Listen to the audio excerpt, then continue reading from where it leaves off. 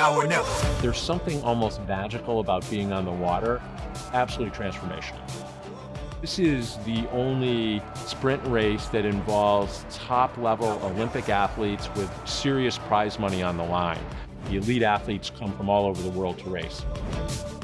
They're just such larger-than-life gladiators. They are arguably the fittest people on the planet. The rowing community views the Gold Cup as really the future of rowing. The excitement just brings the whole world a little bit closer. Now or never. It can be the kind of sport that can actually change your life.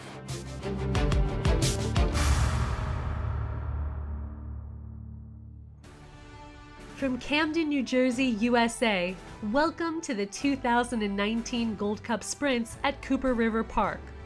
The Gold Challenge Cup Foundation would like to thank our sponsors for helping to make today's historic events possible. Glen Mead, Premier Sponsor. US Rowing, Gold Sponsor. Woodstock Corporation, Silver Sponsor. Morgan Stanley, Bronze Sponsor. International Raw Materials, Bronze Sponsor. Jefferson Health, Bronze Sponsor. The Haverford School Rowing Alumni, Bronze Sponsor. Head of the Charles Regatta, Contributing Sponsor. Swing Ventures, Contributing Sponsor. And a special thanks to our supporters at Hudson Boat Works and Concept 2.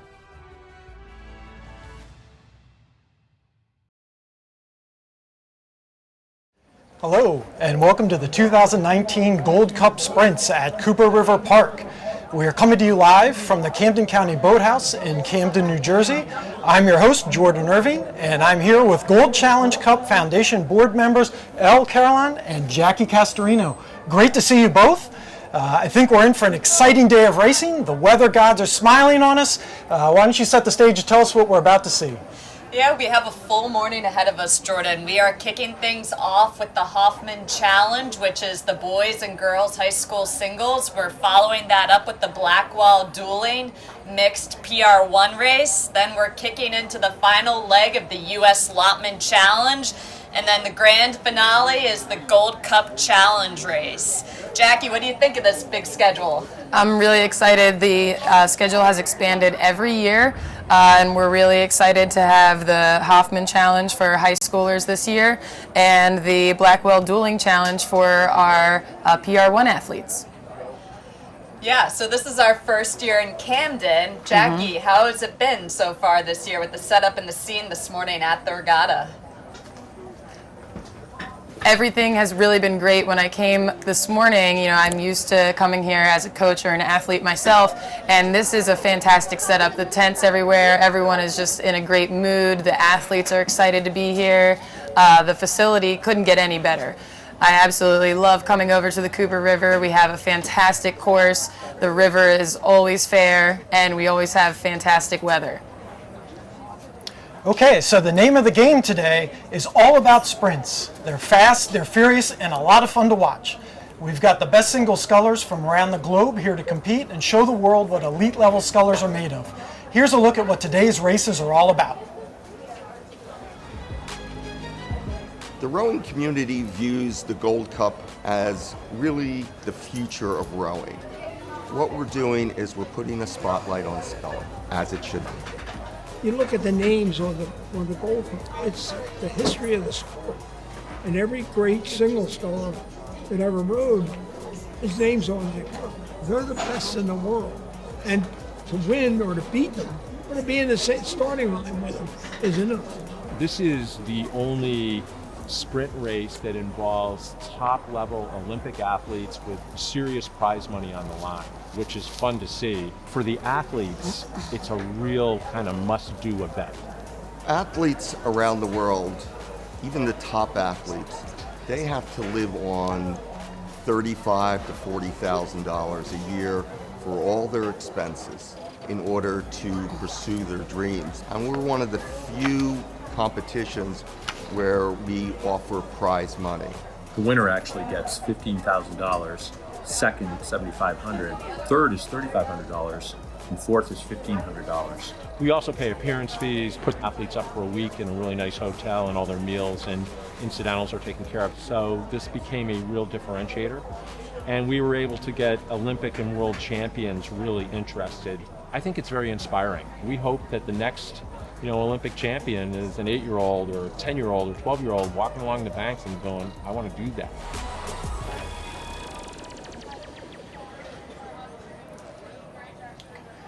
Wow, I have to say, as a former athlete, it's definitely impressive that the Gold Cup Foundation offers that amount of prize money. And it recently got increased, didn't it? You want to talk about that? Yeah, sure, Jordan. So in December of this past year, after we wrapped up the 2018 Gold Cup Sprint Series, our board sat down and I think we realized that we've been at this race for quite a few years now, and we want to continue to support all the athletes in a meaningful way, and we thought it was the right thing to do to increase the prize money. So especially for the Gold Cup, first place increased purse size by $5,000. So now on the Gold Cup alone, first place is going for $15,000, followed by second place for $75,000, third for $35,000, and then fourth place for $1,500. Jackie, I know the Lotman challenge increased too. Do you want to talk about that increase in purse size? So the Lottman challenge, we have our first place numbers being $8,000. Our second place is getting $6,000. Our third getting $4,000, and our fourth place getting $2,000. This means a lot to our athletes. A lot of people dedicate their lives to rowing. It makes it, they spend a lot of time where they can't really make money on the river. So it's opportunities like this that really help people get where they need to be. That's really amazing and just a fantastic use of resources. All right, we have a message from a very special member of the Gold Challenge Cup family who couldn't be here today, but she wanted to let the athletes know that she's cheering them on from down under. Hello from down under. I'm so sad not to be over at the Gold Cup this year cheering you all on. This is such a special race. It brings out all that is great about rowing. The community, visiting schools, camaraderie, forging friendships, and celebration of our wonderful sport. Best of luck to all the competitors. And of course, that was retired Australian rower Kim Brennan, a 2-time world champion and 3-time Olympic medalist in the single sculls. Not too shabby. I think we're getting close to race time. The first set of races are the Hoffman Challenge for junior single scullers. What can the athletes expect out there today on the Cooper River? How are the course conditions? The course conditions looked great. There is a little bit of a light breeze, but it is definitely nothing that any of these rowers aren't accustomed to. We currently see the girls' high school races. They're about to get ready and proceed into their stake boats to line up for the start. But we're also really excited about the Hoffman Challenge and how they qualified into this race. So as a little bit of background for those watching, these athletes placed top 4 at the Navy Day Regatta in Philadelphia. And they are excited to go. So, Jackie, this race is named for legendary rowing coach Craig Hoffman. Can you tell us a little bit about Coach Hoffman? So I was lucky enough to have the opportunity to work with Craig Hoffman for the past few years, and he is just the most influential coach. Not only is he a mentor to every athlete he's ever coached on the national team, at the high school level, under 23 level, every level, but he is a mentor to all of the coaches that get to work with him as well. Just a fantastic person. This is a great race. I'm so happy that he's acknowledged for everything that he's done for the rowing community over the past 3 decades at least, and he's here today to be here for it, and that's just incredible. Al, it looks like everybody's locking onto the stake boats. Can you tell us who's racing? Yes, so in lane 1, we have Alina Kelly from the Oak Neck Rowing Academy. Next to her in lane 2, we have Ella Berry, also of Oak Neck Rowing Academy. In lane 3, we have Ariana Welton of Nereid. And then last, in lane 4, we have Caroline High, also of Nereid Boat Club. So it looks like we have a little bit of a rowing club rivalry here between Oak Neck and Nereid. For sure. These girls have really worked hard all season to get here today, and they're super excited to be at that starting line right now. Just to be a high school rower in these single sculls, they're one of the most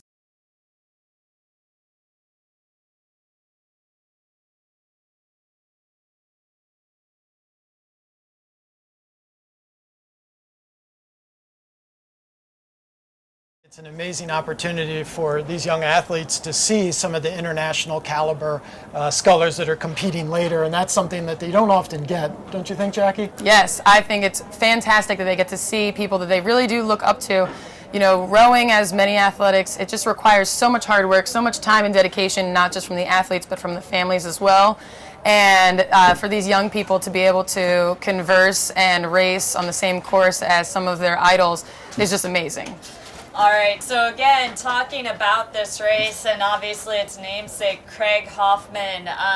We recently have learned also that a lot of Craig's crews have experienced recent success. I know his quad, Jackie, you mentioned, was recently inducted into the Hall of Fame, the 2004 boat. Yes, they had an amazing event last week, inducting 4 members of the 2004 quad. They were the first athletes to win at national championships, and their school finally recognized them, and they had a lot of great things to say about their coach, Craig Hoffman, and really said that besides mom and dad, he was the most influential man in their lives.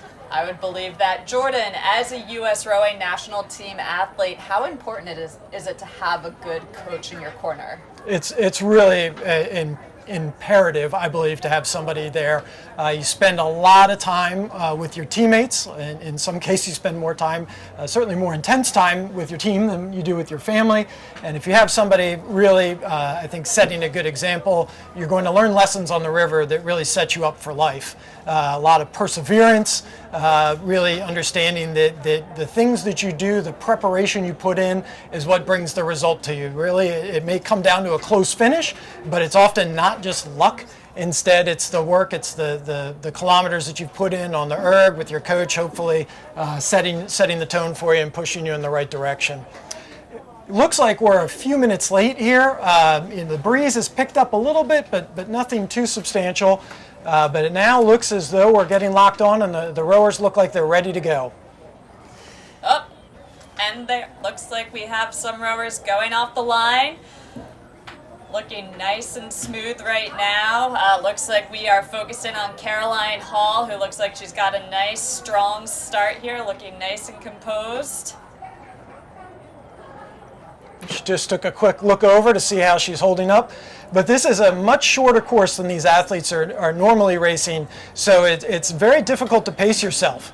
You're really trying to get it to the red line, but hopefully not go over before the finish line arrives. Yeah, it looks like lane 3, Ariana Welton maybe popped out, but we also have Ella Berry in lane 2 and Caroline High close on her.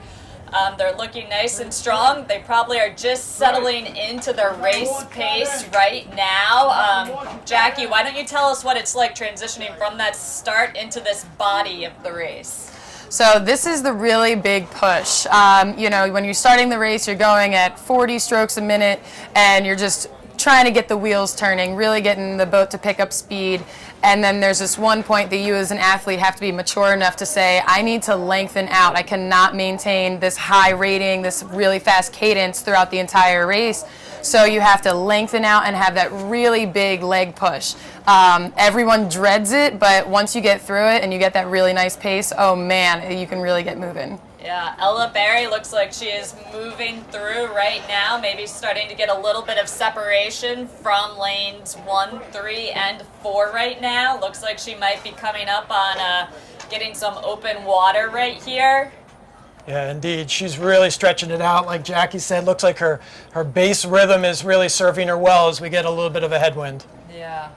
So after we have Ella out front, it looks like it is a tight race between lane 1 with Alina Kelly of Oak Neck, lane 3, Ariana Welton of Nereid, as well as Caroline High of Nereid as well, coming into these final meters of the race. The athletes are starting to approach the boathouse finish line area now, so our viewers on the ground should be able to see this finish. What a great view from the drone, really seeing what we're seeing here. Just a beautiful, beautiful day, Yeah. A great day for racing, and we're coming up on the finish line. Yeah, this is Ella Berry's race right here. She's looking really strong and connected through that water. She is heads and shoulders above the rest of the field right now, but in terms of 2nd through 4th, it is a tight race here. We're going to see some of these athletes starting to prepare for their final sprint, so they're going to be picking up the stroke rating a little bit here. But Ella is just powering down the course. This is her race today. This is so impressive, just seeing what we can see on this drone footage. I mean, Ella really just took control and went for it. That is so great. I'm so proud of her. What a young athlete that has so much talent. I imagine it's a little bit inspiring also being on this course with some of their idols and the world's best rowers right now. I'm sure this is not only for her and her club, but she also wants to show these world best that she's the next generation coming up. So great race. First place to Ella Berry, and then it's going to be tight for second, third, and fourth here. Oh, what a good finish coming up here for second place. Wow, that looked like Ariana Welton from Nereid in second place. I'm not sure who got third place there, guys. I don't know. It might have been a little bit close. We'll have to wait to see what the finish line timers say. But it was a great race. You see the athletes starting to congratulate each other a little bit on the water. So Ella Berry takes the win, followed by Ariana Welton, and then Caroline High and Alina. So great race to all of these women today. And I'm sure they will look forward to seeing each other later on in the racing season come springtime, and hopefully this can be a springboard for them into further success. Yeah, this is a fun way to end the weekend, and a lot of these athletes, they're actually here in Camden today, but after this they're going to be de-rigging their boats, putting them on a trailer, and hopping over to Philadelphia to race in the head of the Schuylkill Regatta. Okay, as you can see from the results of the Hoffman Girls Challenge, becoming involved in rowing from a young age is really beneficial, and it's something that the Gold Cup Foundation wants to make sure every child has the opportunity to do.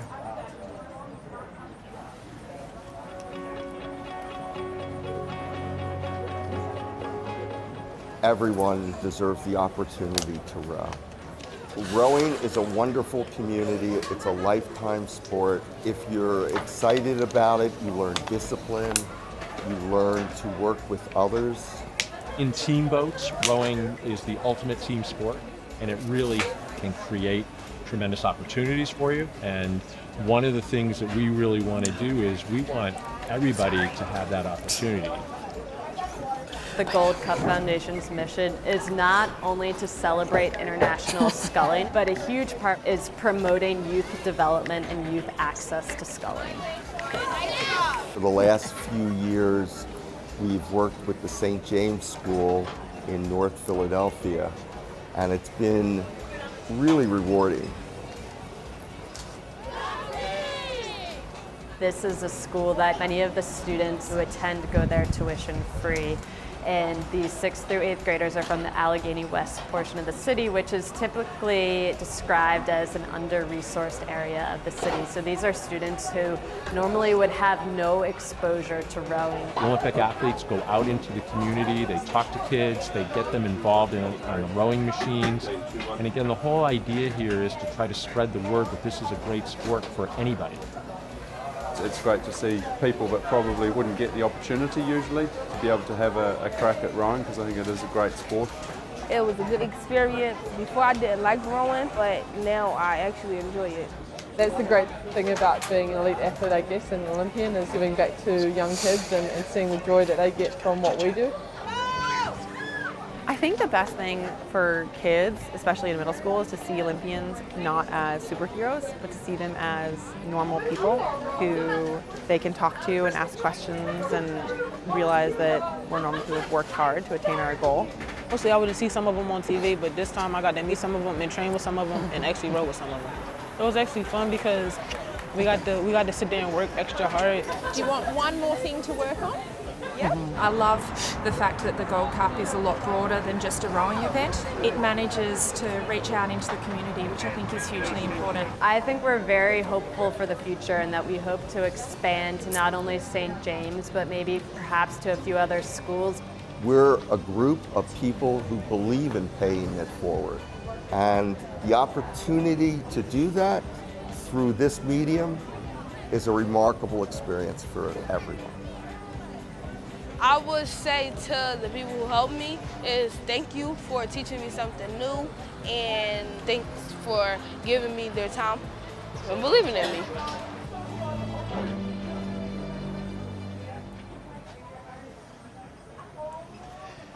That's a win-win in my book. watching those kids' faces light up working with Olympic athletes, and the athletes getting to share their personal experience with the kids. That's what the Gold Cup Foundation is all about. Ellen, Jackie, this is the first year of the Hoffman Challenge for junior scullers. Can you talk a little bit about why you decided to add that race? Sure. Well, when we were thinking about moving to the Cooper River, we also had the opportunity to expand because we have the course for the entire day. And obviously the foundation's mission is one where we are supporting access and inclusivity, and that in particular includes education around the benefits of sculling for young student athletes. And so we wanted to find a way to engage high school athletes with this broader race sprint series, which we thought was a no-brainer.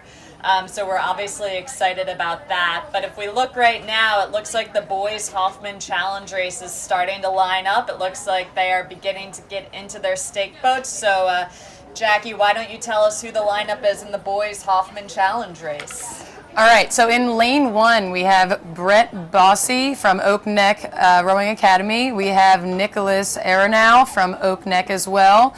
We have Quinn Hall from Malvern Prep, and we have Johan Bressel from Oak Neck Rowing Academy as well. Yeah. Much like the girls race, these athletes should be somewhat familiar with each other since a number of them are coming from the same program. How do you think that might impact this race? You know, in the singles, you know, it's just a lot of fun because this is an opportunity for you and your buddies to get to compete.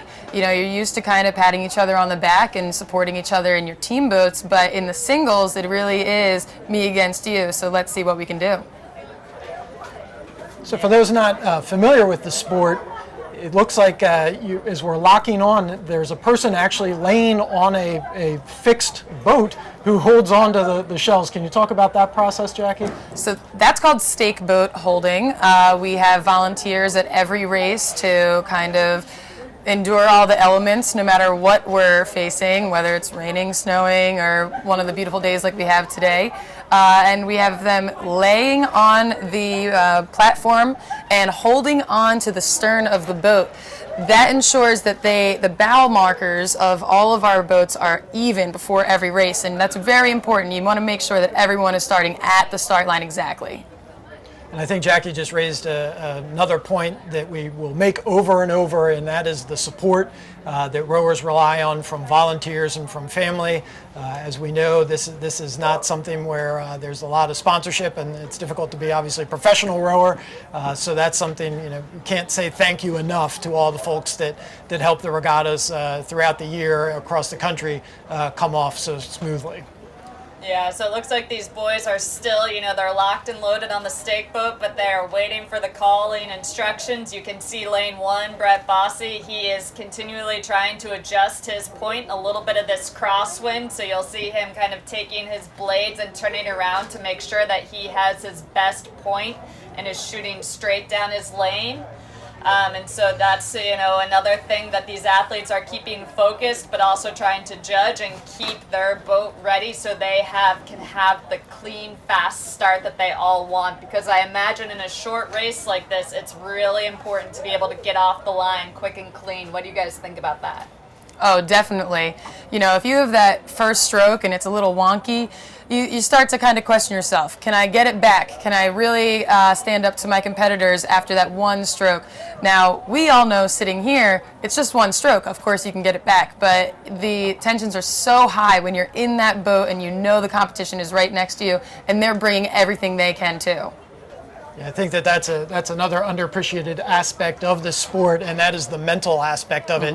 I think the professional golfers talk about the most important 4 inches being those between your ears, or, you know, if you have a smaller head, 2 inches, whatever the case may be. But you know, the mental aspect, being able to recover from an unforeseen event. Obviously, rowing is outdoors, so you're going to compete in all kinds of conditions, some great, some not so great, and the folks that tend to win are the ones that can put that behind them and just rely on their inner strength. But it looks like we're really getting lined up. The scullers are starting to get their blades sitting it ready. What do you think, Al? They all look like they have pretty good points right now. Boats look even, so hopefully we have the starting officials getting ready to send them down the course. It's never fun, whether you're in a team boat or a small boat, to kind of be locked on that stake boat, and especially in a breezy crosswind and having to adjust your point. As we've discussed, being mentally calm, cool, and collected while you're making those adjustments is paramount, and they are off right now. So again, we've got Brett Bossy of Oak Neck in lane 1, Nick Arano of Oak Neck in lane 2, followed by Quinn Hall of Malvern, and last but not least, Johannes Bressel of Oak Neck in lane 4. So Jackie, how did you think that start looked? It looked great. All four are really neck and neck here after the first 10 strokes or so. They're really starting to inch back and forth, if you can see that on the drone footage. What do you think their stroke rate is? Oh, let's check that out. Very close racing, really competitive. It's going to be interesting to see what happens when these young men settle from their high strokes and see who's got a good base cadence. But it looks like very, very even racing so far. Yeah, looks like lane 1, Brett Bossy and Quinn Hall of Malvern have separated themselves just a little bit by maybe a stroke or two from Nicholas Arano, also of Oak Neck, but this is a tight race and they still have some runway to go through. So let's see as they settle into that base for the next several hundred meters, how they transition and move through this race. So as we were discussing before, the stroke rating is the cadence that the oars enter the blade or enter the water every stroke. And the athletes really started up at the high 30s, some hitting the 40 mark, and now they're all settled in and about a 36 to 37. And that's really where they want to be for this short race. You don't want to drop too much lower than that because that might be too long of strokes. Yeah. So when you're only working with 750 meters, you have a sprint, very short base, and then a sprint again. Brett Boss really looks like he's walking through the field right now. So it looks like in first place currently we have Brett Boss. Nicholas and Quinn, lanes 2 and 3, are right on his heels, followed by lane 4. But there's not a lot of room separating them. First place in lane 1, he may only have about a half a length on lane 2, and then about the same margin through lane 3. So what do you think you guys we're going to see here? Are they going to start to really pick up their stroke rates as they head into these final meters here? This is where it's going to get really interesting, see if he went out a little bit too hard and the lactic acid starts to shut down the muscles. It looks like lane 2 is starting to make a little bit of a press here in this final sprint, so I think we're in for an exciting finish. Yeah, 750 meters is not a common race distance. It is not just a 500. It is just long enough that it is painful, and we are coming into the final meters, and it is a tight one. Lanes 1 and 2 are going at it. Brett may have just the lead, so. Looks like Brett held on. Yep.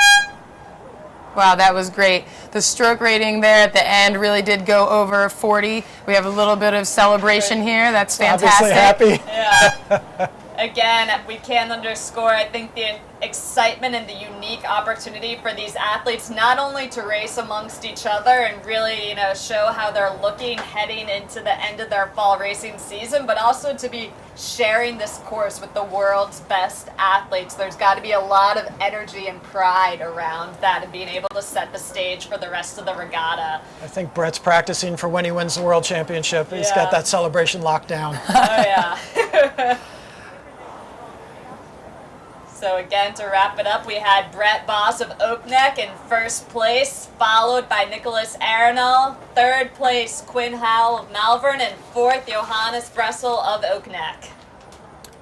Okay, for those of you just tuning in, the 2019 Gold Cup Sprints at Cooper River Park in Camden, New Jersey are officially underway.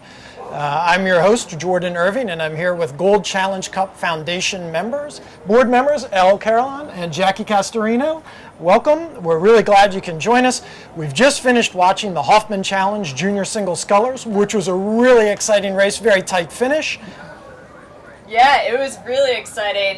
Both the girls and the boys' races, they were clean, they were fair. That's even an exciting thing about Camden is the Gold Cup Regatta crew in partnership with Cooper River Boathouse. You know, they want to make this a fast race, so aside from being able to control the weather, they have absolutely no wakes on the river. So we've got fixed launches marshaling the race, and we are just excited for our next race to follow up.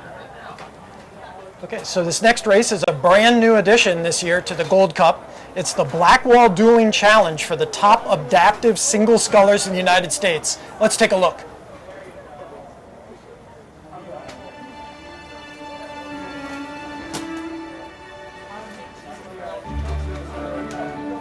We wanted to do it as the Gold Cup Foundation was really get involved with this para movement. And so we're going to be having some of the best para rowers compete for the Blackwall Dueling Challenge. And that's incredibly exciting. Adaptive rowing in Paralympics has grown. We believe that their rowing should be recognized. The Blackwall Dueling Challenge in the PR1 adaptive rowing class. Very exciting. It's the first time it's being run.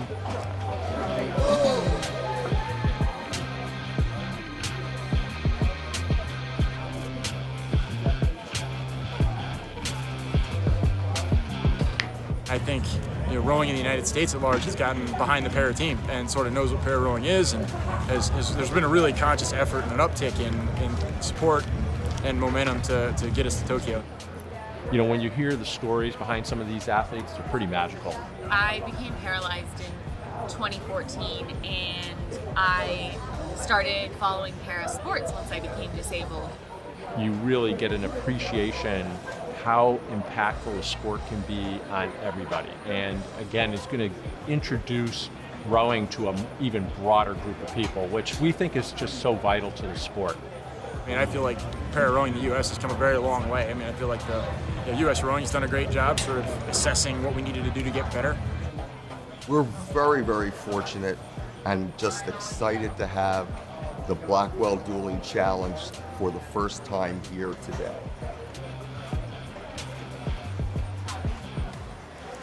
What a tremendous addition to the Gold Cup family.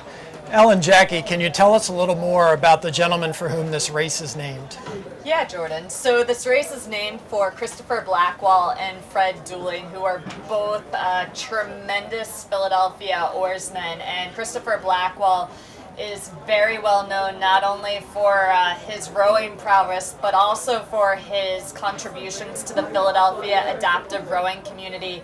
This year, actually, U.S. Rowing recognized Christopher by awarding him the highest medal available in honor in U.S. Rowing, which is the Medal of Honor for his steadfast and tireless work with the adaptive rowing community and being an advocate for them. And then, Jackie, why don't you share a little bit about Fred Dueling as well? Yeah, so Fred Dueling has been a member of the rowing community in Philadelphia for quite some time now.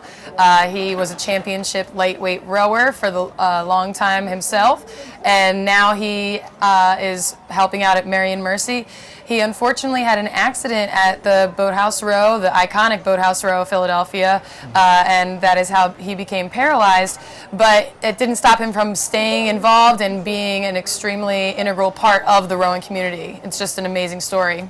Yeah, I think for Fred, I mean, Christopher has always been very involved, but watching Fred transition and not only continue to support all rowing, but he has truly become an inspiration in the adaptive community as a whole. He is constantly at McGee Rehab Center in Philadelphia, talking to other men and women and encouraging them to be active in the benefits of sport for adaptive rowers. And this race is actually really exciting for me, Jackie and Jordan, because what people may have seen in the race lineup is that it is 3 gentlemen and 1 woman racing. Really so in our first year, we extended invitations out to the athletes, and the way it happened, I think just with timing and everything, we were fortunate to have Blake Haxton, Ron Harvey, and Ryan Owens confirmed that they wanted to compete, but on the women's side, Hallie was the only woman who was able to accept the invitation. And so we asked her, we said, we want you to race, you want to line up and take on the men? And she was just like, yeah, I'm game. And so I think this is going to be exciting. She can definitely challenge some of these men. And, you know, as a female myself, I definitely like when we are bumping elbows with the men in the race. So what are we seeing here, guys? Are they getting ready to rock and roll for this Blackwall Dueling challenge? For sure. I mean, you can see an athlete backing into the stake boats right now. We were talking about the stake boats earlier. Just a little platform. You want to slip your stern right underneath there for the stake boat holder to latch on. And they're really taking their time. You don't want to rush into there and bang part of your boat. So you do want to be a little careful at this point. So as a reminder, the PR1 athletes are only rowing with their arms and their shoulders. So these are athletes who are typically paralyzed from the chest down. So for those of you who are watching, they are not using their legs similar to other athletes. And so you'll see right now we're kind of focused in on Blake Haxton right now. And you can see on his torso area that he is strapped in as well. So he is firmly rooted on his seat. But this is the upper body strength that they must have, Jordan. I mean, as a rower yourself, how much strength would that take? To do what these gentlemen and lady are going to do is something that I probably wouldn't have been too successful at. For me, it was a lot about the leg drive, and so it really is a shifting of the traditional stroke, really locking in with those shoulders and those arms. And so, again, as you think about different muscle groups, those are smaller muscle masses, and so what could end up happening is the opportunity for fatigue, particularly if there's a bit of a headwind, is going to be something that'll be a little bit of a challenge. The forearms are going to potentially start locking up, biceps start locking up, although this sculler that we're observing right now doesn't seem to have too many problems in that area. So that'll be something, even though it's shorter, it's something that we'll really have to keep an eye on as we go. All right, so let's start to walk through these lane assignments here. So in lane 1, we have Ron Harvey, who is from the California Adaptive Rowing Program at the Long Beach Rowing Association.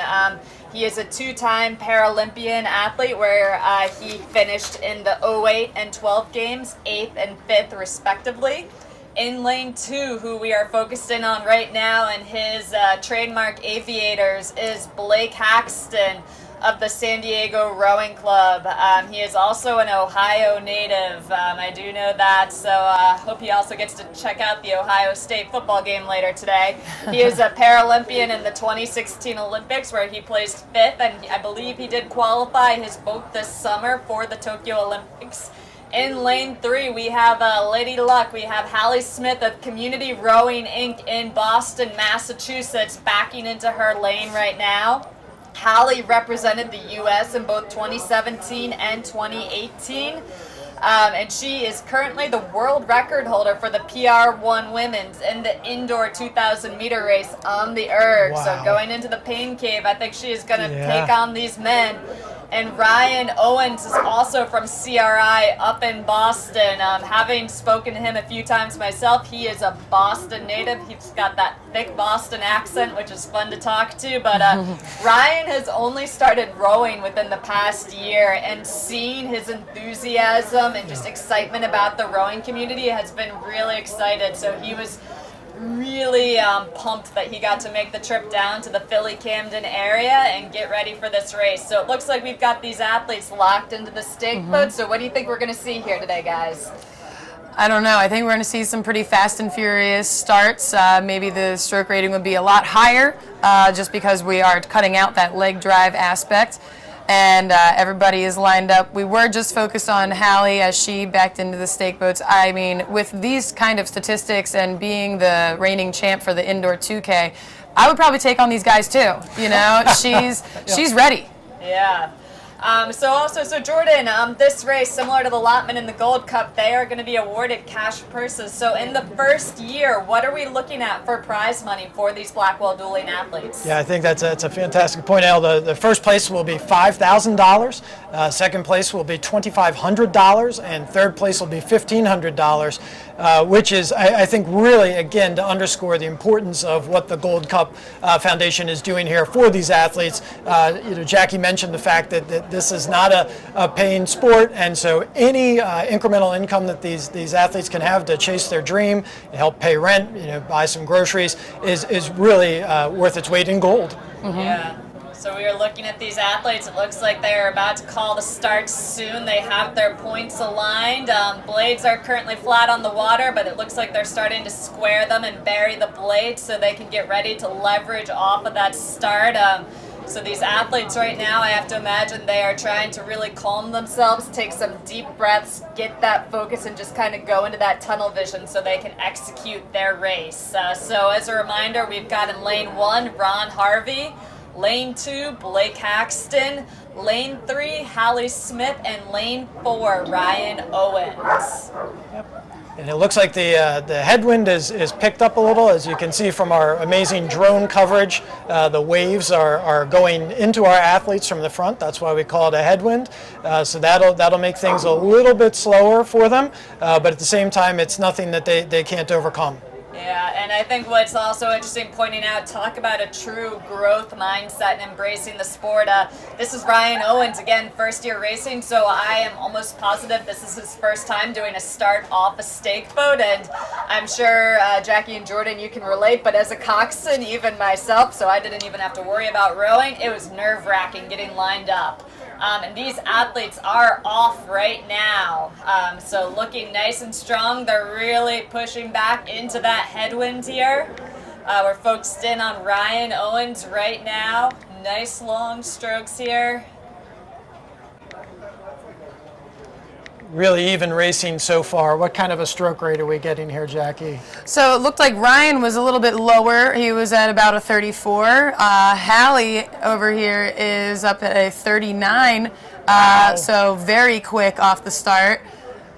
Wow, these athletes are really going for it. So it looks like Blake is popped out. He has, by and large, been the U.S. representative in the men's PR1 on the international racing scene the last several years. So I think a lot of people expect Blake to win, but most importantly, look at Hallie and Ron. They are exchanging punches, and Hallie might look like she has her bow ball out just a little bit farther right now.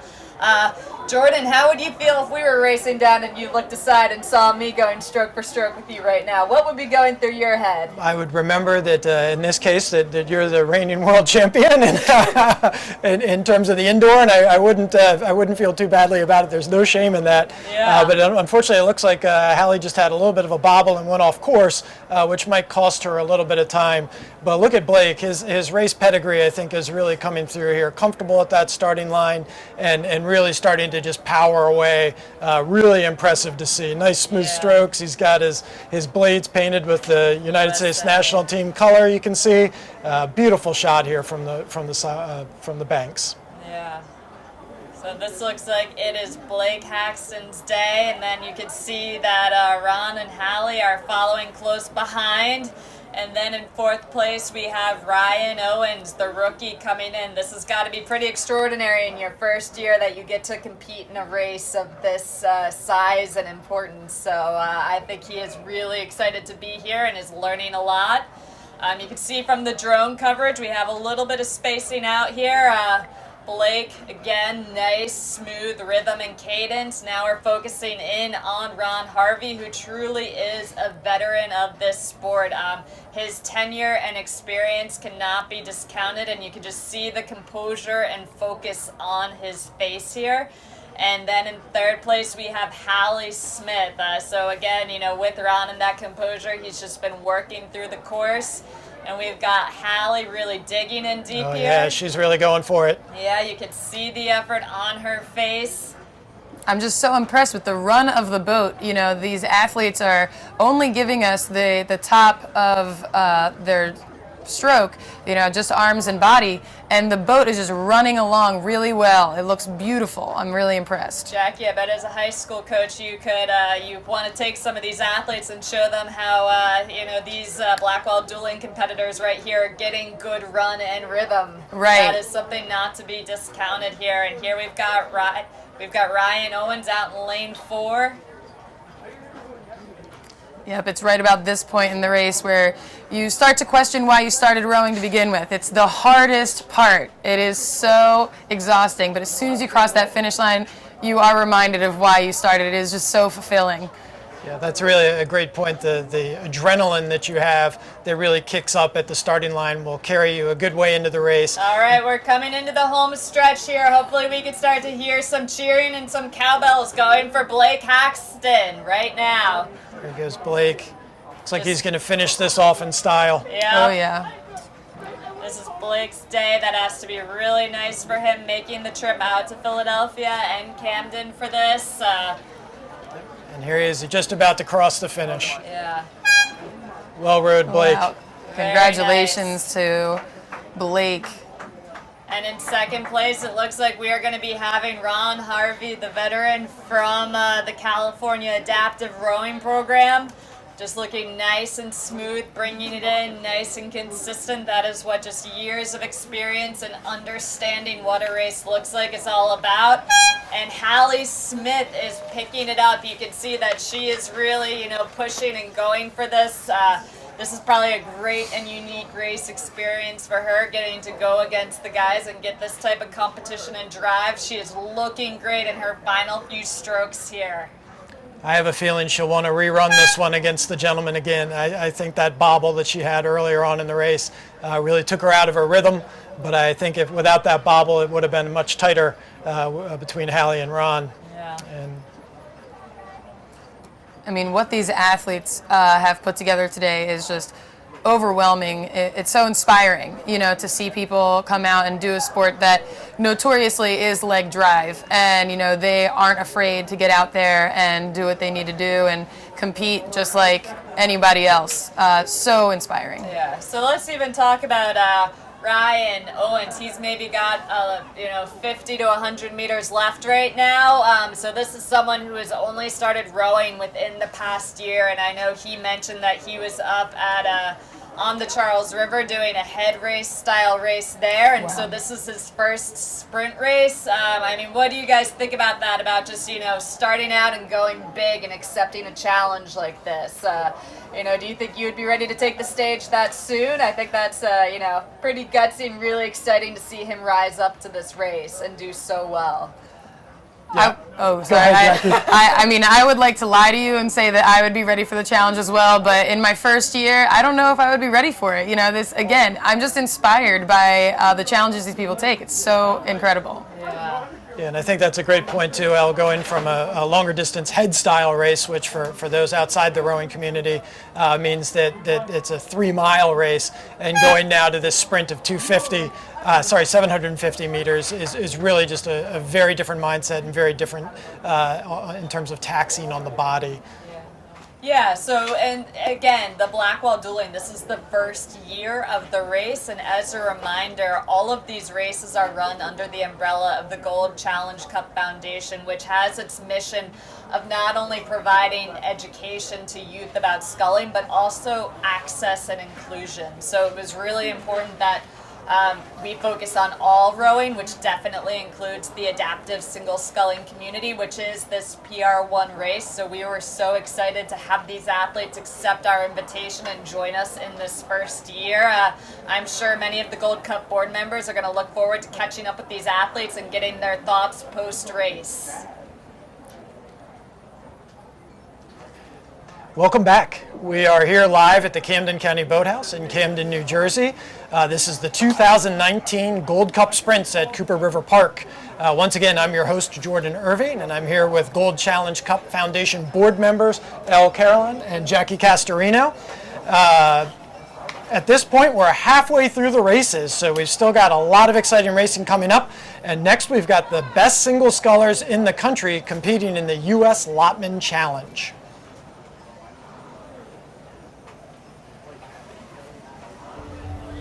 So the U.S. Lotman The history of the Challenge Gold is Cup actually is absolutely fascinating. It goes all the way back to 1920. Philadelphia as a city was looking for an epic sporting event. Philadelphia had one great athlete, and it was John B. Kelly. He was the greatest single sculler and double sculler in the world. So the idea was to create a challenge cup. A beautiful trophy was cast, 24 karat gold, and Kelly was the first champion inscribed on the cup because he was the reigning Olympic champion. And then basically the way it worked for roughly the next 46 years was people could challenge for the cup. And it really became a standout event. All of a sudden, the Gold Cup went missing, and it stayed missing until about 1985. someone in the rowing community was walking down Antiques Row in Philadelphia, and they saw the Gold Cup in the window. She went in and talked to the owner, told her that it was actually a stolen item. The store owner was a little defensive. The person left. It continued in there until about 2010. It was actually Jim Barker, the legendary sculling coach, who said what we really should be thinking about is the Gold Cup. And the great Herb Lotman, who was a prominent business person in Philadelphia, a great philanthropist, inquired about it, wanted to know the history. His eyes just started to glow, and he says, well, let's see if we can fix this. He went to the store owner, and he says, I'd like to buy it. He negotiated with the woman, he got the Gold Cup. He made things happen. When he called me and he said, I have the Gold Cup, what the hell do we do now? From there, it evolved into this race, bigger every year.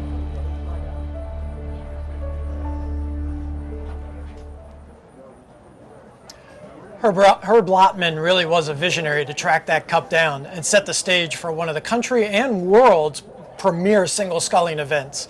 It's remarkable when you think about it. What do you guys think, Ellen, Jackie? Yeah, it definitely is exciting. Herb is known as a tremendous philanthropist within the greater Philadelphia area.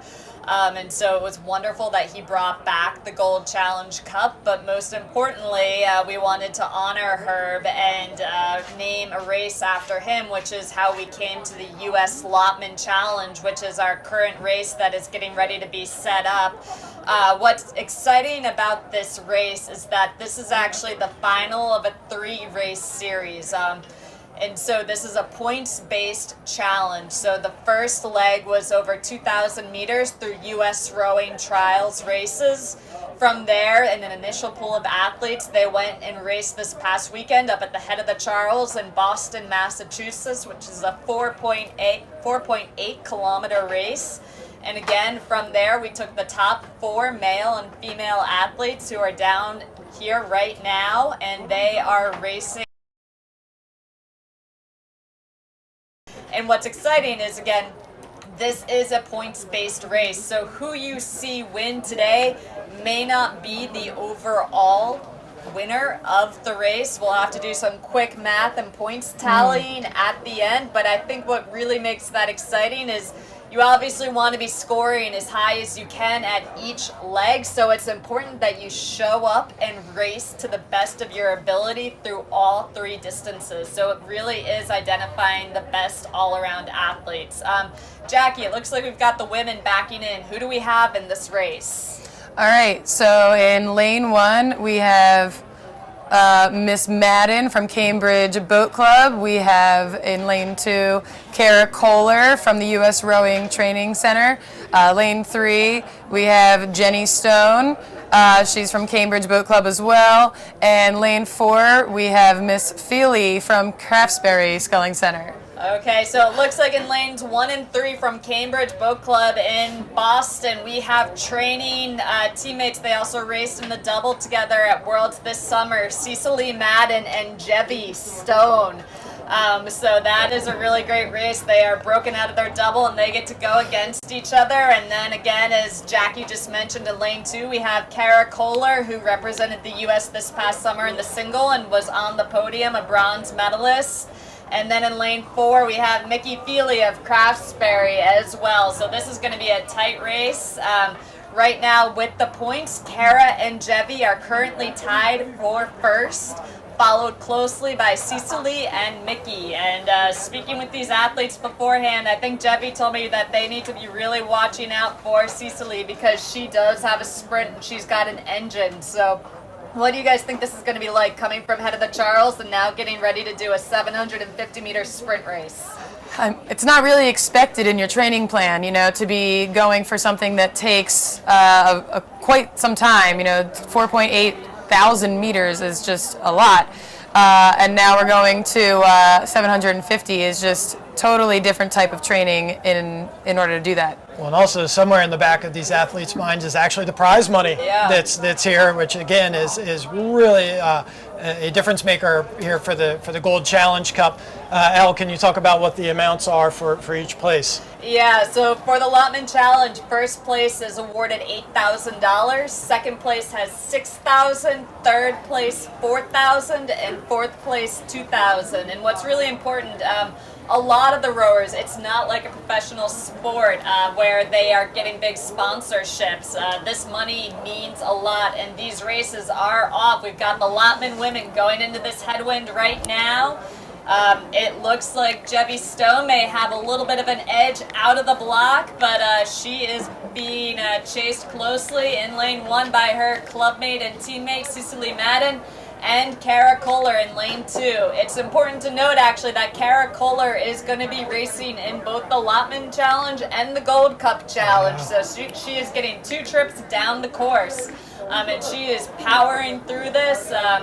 You know, again, this money means a lot to these athletes with the U.S. rowing structure of how athletes are supported. So this is a material race. It's not only, you know, getting pride going into an Olympic year, but it is also funding as well. So it looks like, as Jevy said, it looks like Cecily might be out a little bit. Jackie, what are the stroke rates of these women looking like? So we just checked out the stroke rating for all the ladies. They all started out over 40 stroke rating. Some went up as high as a 44. That is incredibly quick. Yeah, wow. Really impressive, and we've got a really nice race here with these top 3, and it's going to come down to some conditioning, and I think a lot of mental edge as we come into this finish. The headwind doesn't look to be too bad, and they are really going for it here. What do you think, Elle? Yeah, this is definitely exciting. They are close. You've got Kara and Cecily, lane 1 and lane 2 going at it. It looks like Cecily still has some ground on Kara, maybe about a deck right now. But, you know, we've still got some room to spare as we're starting to maybe see these athletes come into view from the boathouse finish line area.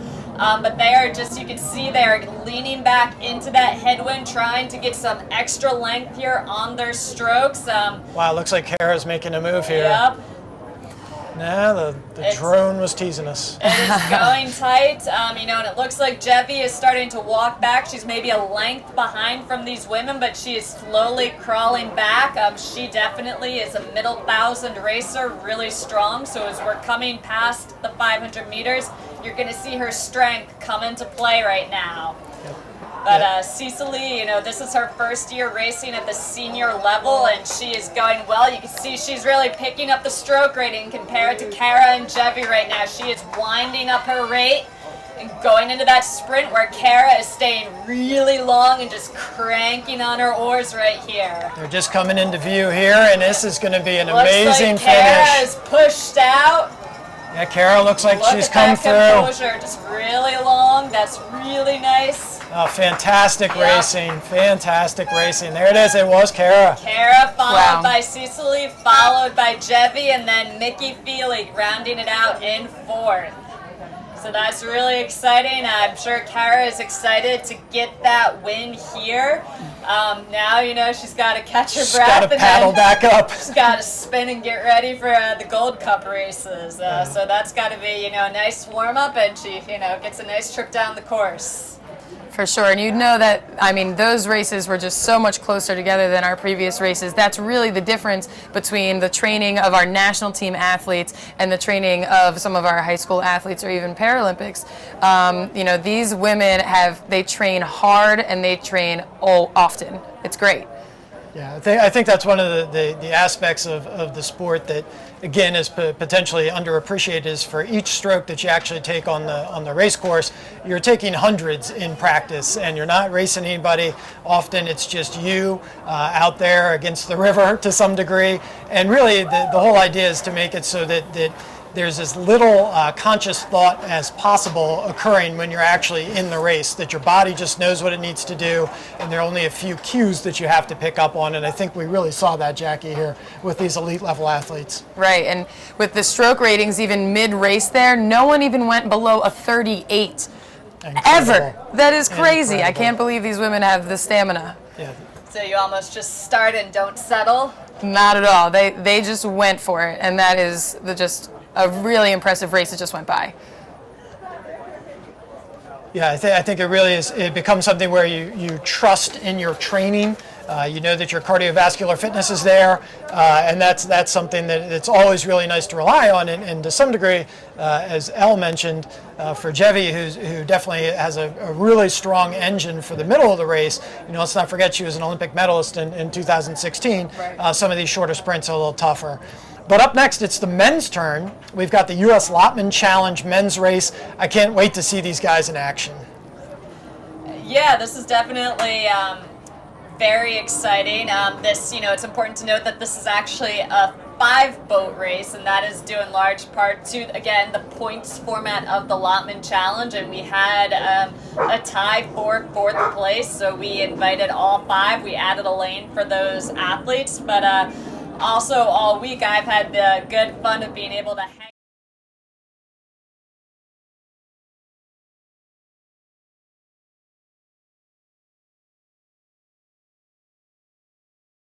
the Cox to pair. Tell us what it takes to be an elite athlete competing at this level and as a United States rower. That's a great question. It was a long time ago, Elle. So it's funny for me to sort of even go back in those days. But you can remember? if I cut through memory's haze, in our race we actually ended up winning by 6/100ths of a second. And so one of the things that I've talked about is the ability to trust in your training, trust in your partner, and that really just comes through thousands and thousands of strokes together. So really, one of the things that I think all these athletes are probably thinking about is not necessarily racing off of each other for the majority of the race, but instead staying internal and recognizing what it feels like for them. This is what it should feel like at 500. This is what it should feel like at 700, and then maybe taking a peek around, seeing where you are, and then blasting off from there. If you're trying to some degree have your race dictated by your competitors, typically doesn't go all that well for you. Yeah, so this race, the men's Lottman Challenge race, will be exciting. So as we mentioned, actually, this is a points-based race, and John Graves was actually the last person to squeak in and qualify through the 2,000-meter first leg. I don't know if that really sat well with him. I think that was a disappointment, but he came back and absolutely crushed head of the Charles. He won overall the men's champ single last weekend. He beat out Sverre Nilsson of Denmark, who is one of our Gold Cup competitors and a world champion silver medalist. So, John was able to establish himself and get the points in leg 2 to have him settled nicely going into this final. And let's talk about the lane assignments. Jackie, who do we have in lanes 1 through 5? All right, in lane 1, we have John Graves from Craftsbury. Lane 2, we have Kevin Meter from Craftsbury as well. Greg from Penn AC. Greg in Salabahir, right? Yes, he is a local guy from Penn AC. And it looks like they are off possibly. Is he just doing a practice start? No, practice start. He's faking us out. Well, that was a good practice then. Yes. Mike Nippen with the RP3 uni on, it looks like. So that means where is he based out of? He's coming from Seattle all the way across the country to come here for this opportunity. And in lane 5, we have Justin Keene, also Penn AC, Boathouse Row, Philly guy right here ready to race and represent.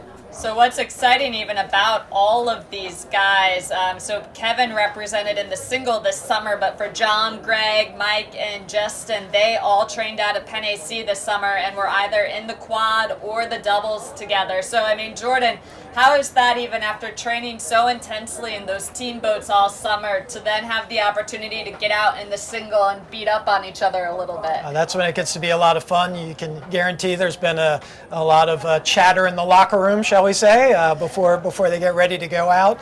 A lot of pride here on the line certainly sets you up for some ribbing as you get into this long winter training, particularly in an Olympic year. I think that's something we haven't really touched on.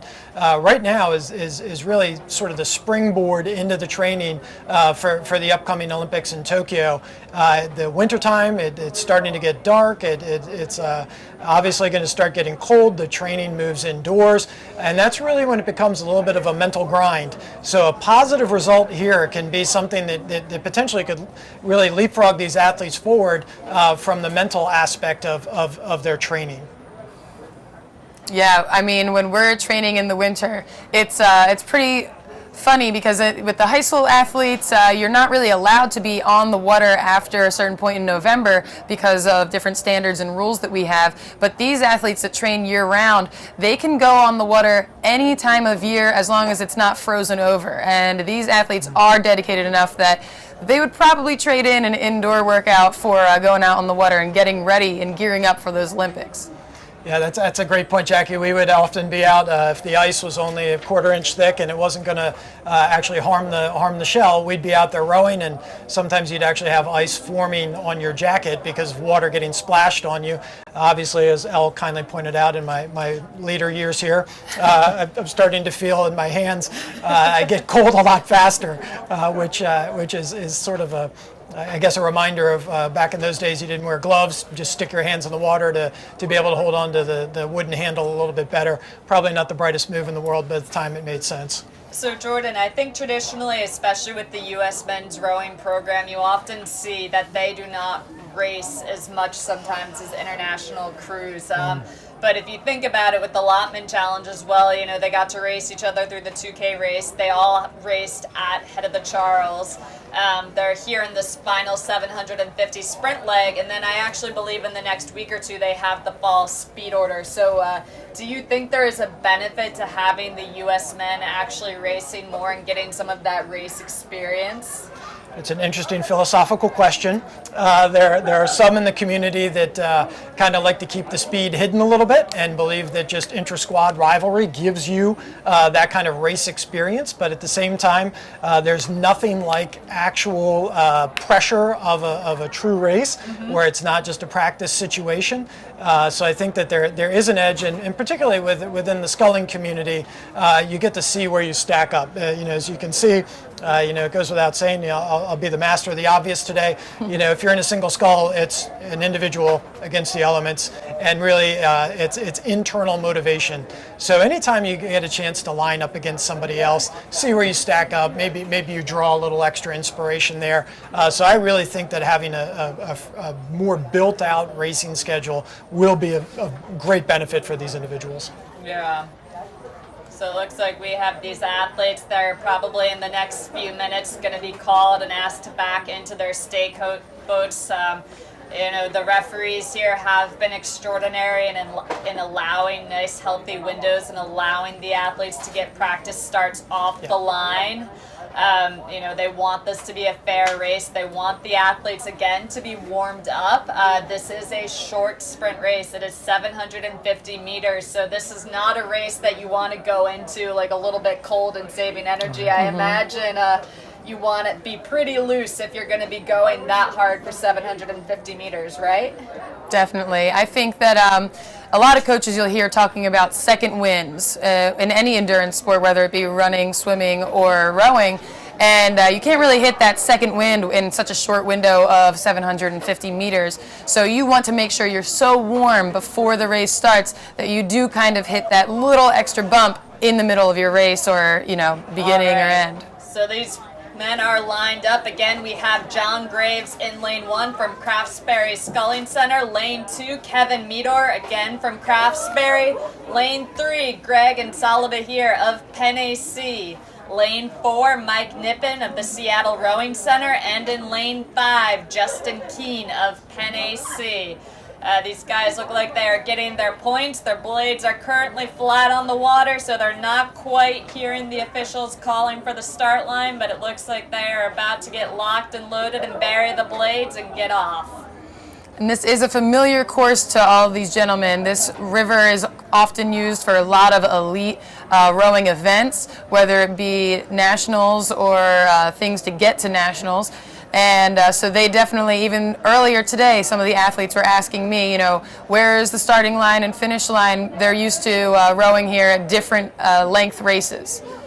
Yep, that's a great point. So the familiar landmarks, perhaps, that they would have used as keys when they were racing the full 2,000 meters aren't really going to be here for them this time. So it's really a familiar river, but at the same time, with this different length, as you pointed out, Jackie, it's definitely going to be a little bit different for them. Well, I think for all of these men as well, since they rode at the collegiate level, the Cooper River is by and large the majority home course for the International Collegiate Rowing Association, which is the men's collegiate championship for rowing, the IRA regatta, and that is more often than not held on the Cooper, especially for these guys when they would have been in college. So I'm sure, you know, this brings back a lot of good memories from both rowing in the big boats and the collegiate scene to being here. So there's some comfort.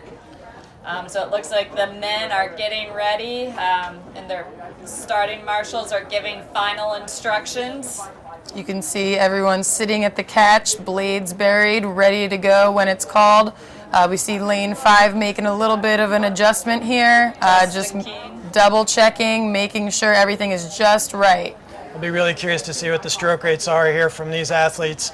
We saw how they were much higher with women and we're off. That was a nice start for Mike Nippen. He looked like he reacted right away to the starting call. Here we go. Justin Keene at a 48. Wow. These guys are not messing around. It looks like Greg and Salaba here out in lane 3 also has a nice start. Again, though, this is a 750-meter race, so while the starts definitely are important, there is still, this race is just long enough that there is some power and endurance that really comes into play in those final 200-300 meters. And it looks like John Graves over in lane 1 may have gotten off the line a little bit slowly, but his base rhythm here is certainly carrying him through the field. Yeah, in the fall, actually, in I believe September and maybe part of October, he actually did something which is somewhat unique in United States rowing, but quite common internationally, which was he went out to Colorado and did some training at altitude. So I've got to imagine, coming from that thin air down to sea level on the East Coast is playing dividends.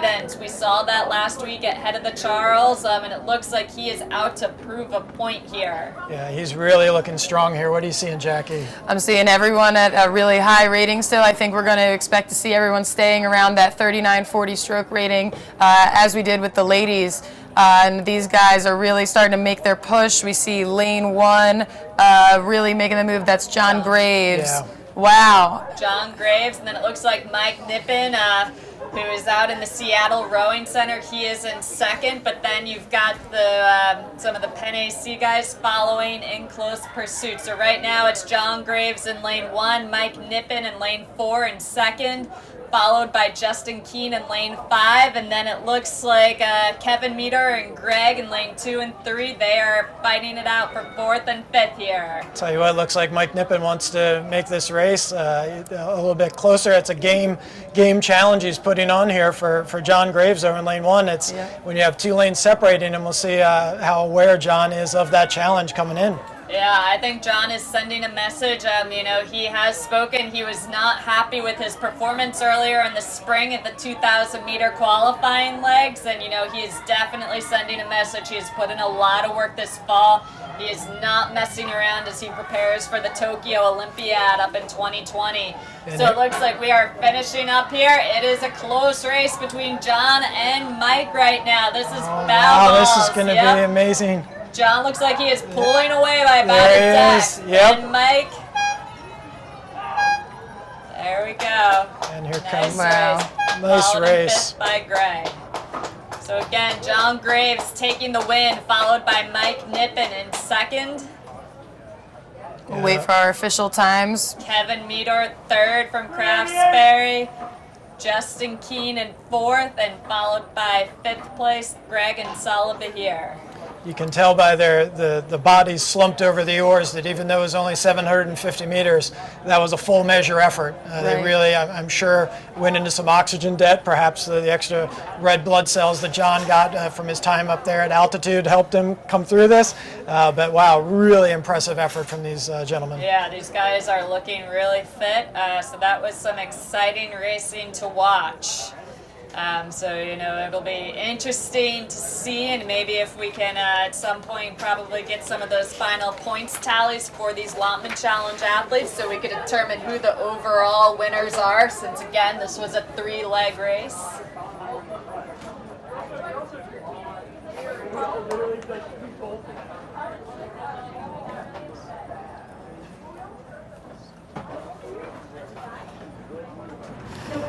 Get ready!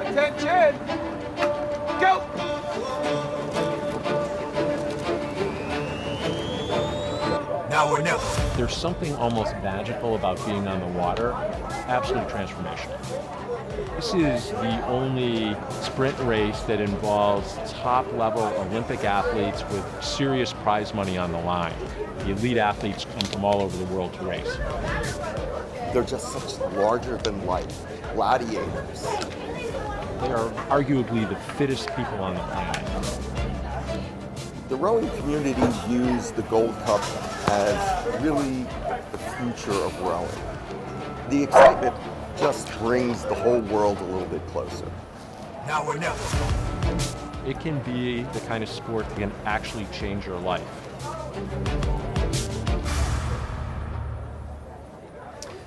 Welcome back to the 2019 Gold Cup Sprints at the Cooper River Park.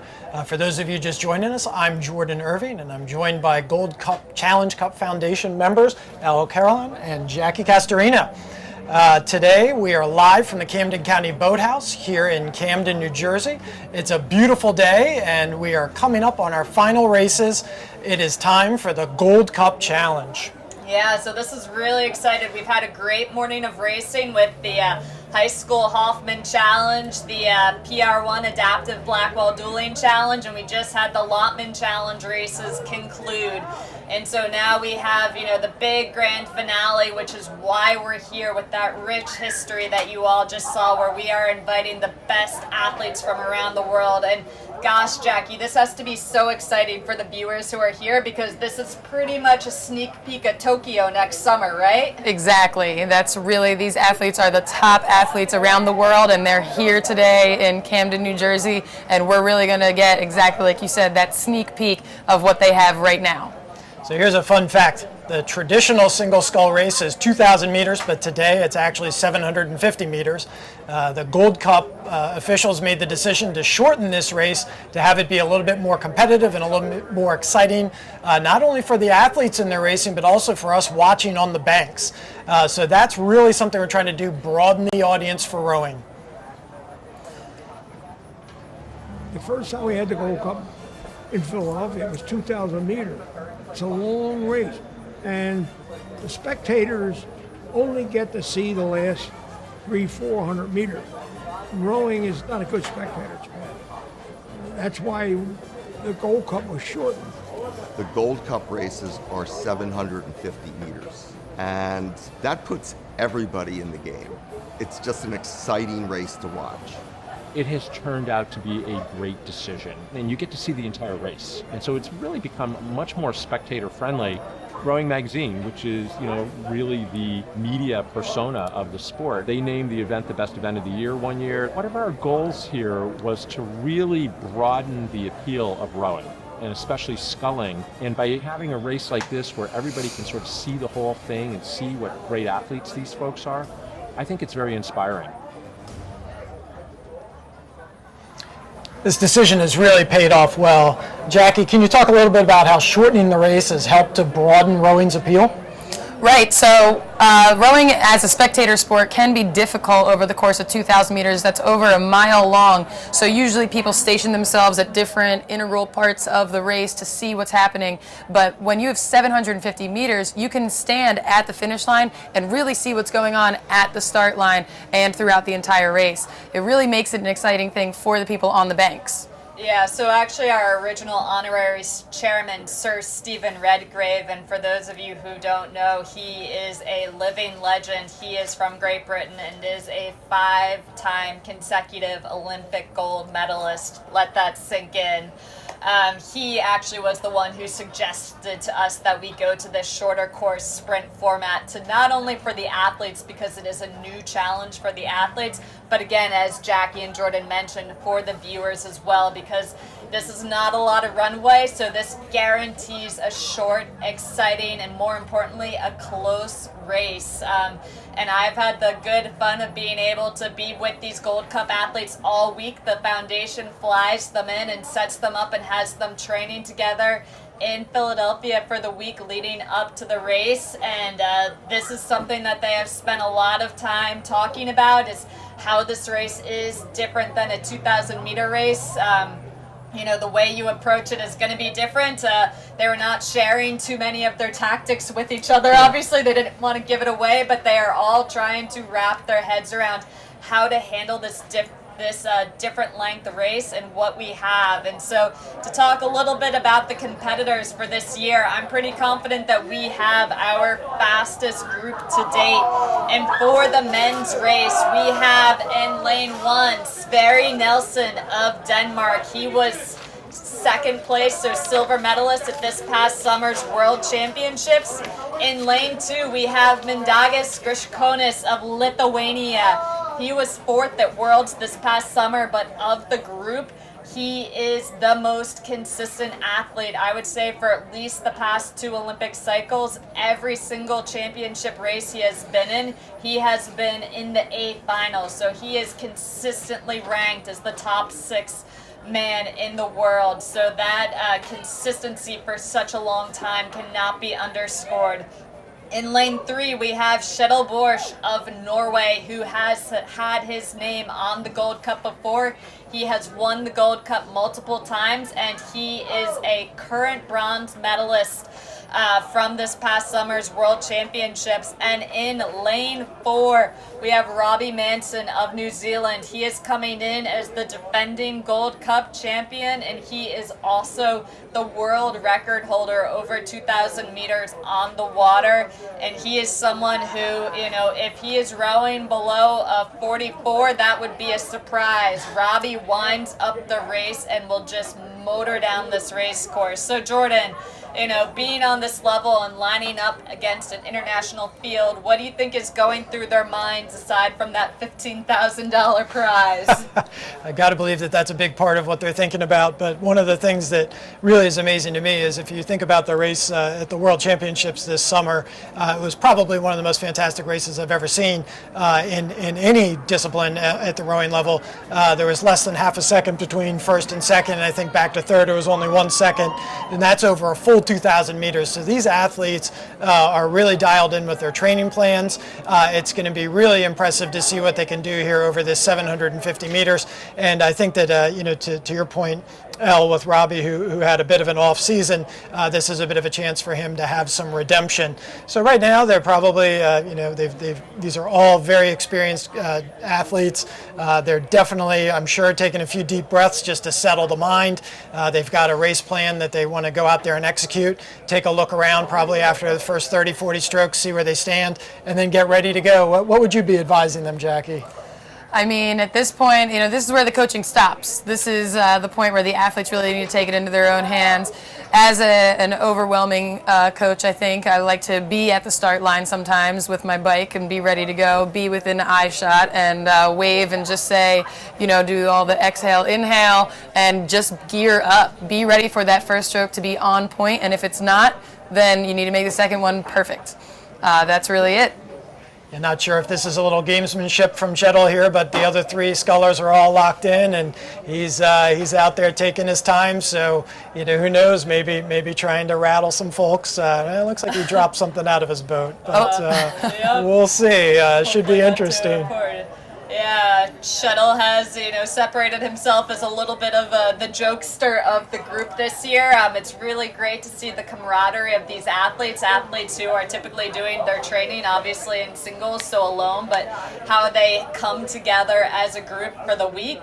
Even Thursday evening, they actually went to a Philadelphia landmark. They went to Eastern State Penitentiary, which during the Halloween season in the United States is transformed to Terror Behind the Walls. So they went through a haunted penitentiary, and I think all the athletes were joking that they've had their adrenaline levels boosted by that. So they are ready to go here, but these are athletes who, they're looking to get in some of their, final races against each other before they may be facing off against each other next summer at the Tokyo Olympics.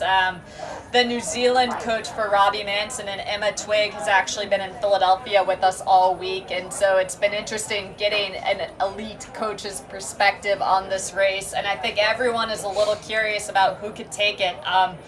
All of these athletes are so capable and so fast that it's really going to be, who is there both, mentally and just handles this race the best in terms of matching the speed and the strength? Well, one thing, it looks like the headwind that we've had, the light headwind we've had most of the morning, seems to have settled down a little bit for this race. So it's really going to be fair conditions, and we're really going to see these fellas fly, which should be a lot of fun. Looks like they're getting ready to lock on and square the blades in. What do you think, Jackie? They look like they're gearing up. They look like they are keeping an eye on everything in place in their boat, making sure their stroke coaches are in place, probably even communicating with the stake boat holders, and sometimes giving a wink, give me a little extra shove. But yeah, they're doing all of that right now, running through that checklist in their head.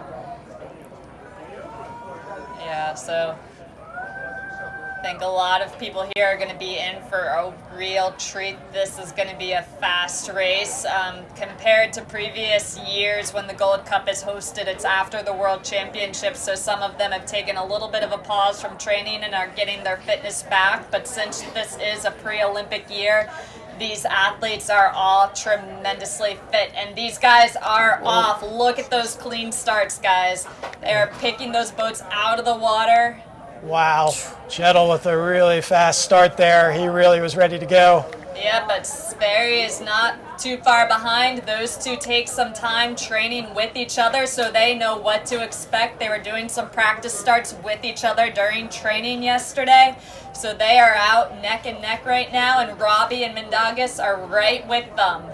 Those first few strokes, the first 5 strokes about, were all over 50 strokes per minute. Incredible. Yeah.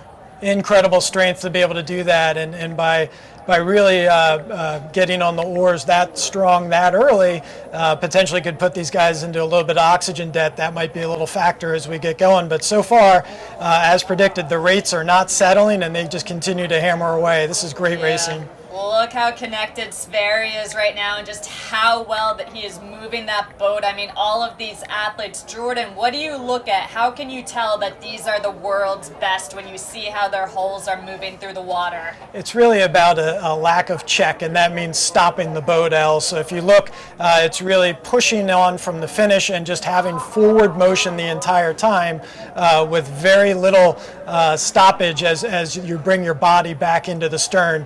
And believe it or not, at these kind of rates, that's really difficult to do. So the fact that it looks as smooth as it is with the effort being expanded, it's incredible. Yeah. Let's see. So it looks like Mindaugas may actually be ahead in lane 2. So it looks like Mindaugas and then Shettle.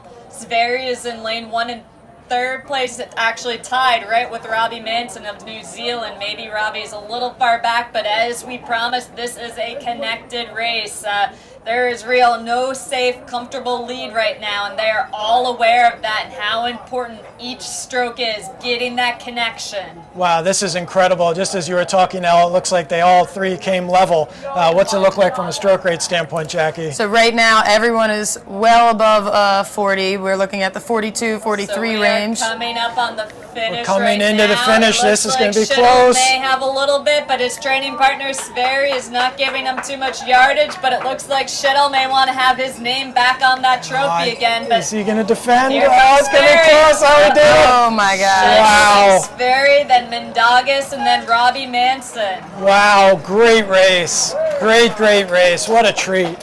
What a treat. And that has to be a nice feeling for Shettle, because at the Worlds, he actually began his sprint a little ahead of the other competitors, had the lead, and then I think muscles gave out on him a little bit, and people came through him. But this time, the sprint held, his conditioning held, and wow, what a finish. What a gutsy row. We have less than a second between our 1st and 2nd place. I mean, these guys really put it all out there and went for it, and it did. It came down to those last few strokes. These guys, after this, after spending the week together, they are competitors, but I think they have come to become a little bit of friends. And so you can see a lot of these guys waving to each other, congratulating each other on just great races. It's fantastic. Yeah, I would say they're a little bit more than just friends, but yeah, no, they really enjoy it. You can see Shettle was saying some things to Mindaugas and Sverre.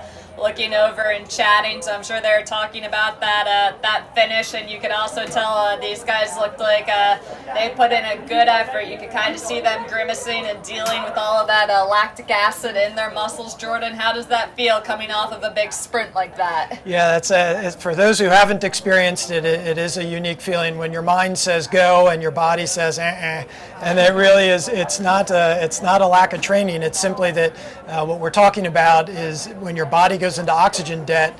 Instead of burning fat, you actually start to burn your muscle, and that's what produces this lactic acid. And at a certain point, your muscles basically just can't go anymore, and it's a tremendous burning sensation. You start to have a little bit of a limited range of motion, and as I talked about earlier, it's your forearms, your smaller muscle groups are going to be the first to feel it. And in a race like this, where the grip is so important, if you're having difficulty feathering those blades, that's really going to impact your ability to have speed. So Al talked about the pain cave earlier. That's a place that every rower knows, and that's where the inner voice says, maybe he's off a little bit, and that's where you have to have another voice saying, we're going for it. And that's what clearly Jettel was able to do here, and you can see him cooling down now to help work some of that lactic acid out. I think he's also doing that because he actually came a little bit later than the rest of the group because the Team Norway is actually in Spain up at high altitude right now, so he had to come down a little bit later so he didn't lose all the benefits of the altitude training. But after this race, he is actually departing tonight versus the other athletes tomorrow morning, so he's about to get back on a long flight so he can join his countrymen in Norway for the duration of their altitude camp. But I imagine that he will be very excited with that 15,000 US dollars in his pocket, and more importantly, to have his name on the cup again. He's starting to create quite a trend there. If you look at the history, there are not many people who have their names engraved on the Gold Challenge Cup 3 times. Yeah, that's really an impressive thing, and I think that Al, you've given a hint at some of the levels of training, the sophistication of the training that the different national teams have. Whether you're going to altitude, any kind of edge you think you can get in, it's all very programmed. So, Jackie, from a coaching perspective, how locked in do you think that the programs are from now until the Olympics in terms of distance, trained, and what sort of altitude? I mean, everything has been really aligned. They plan for these things far in advance. So all the athletes know exactly what they're going to do every morning.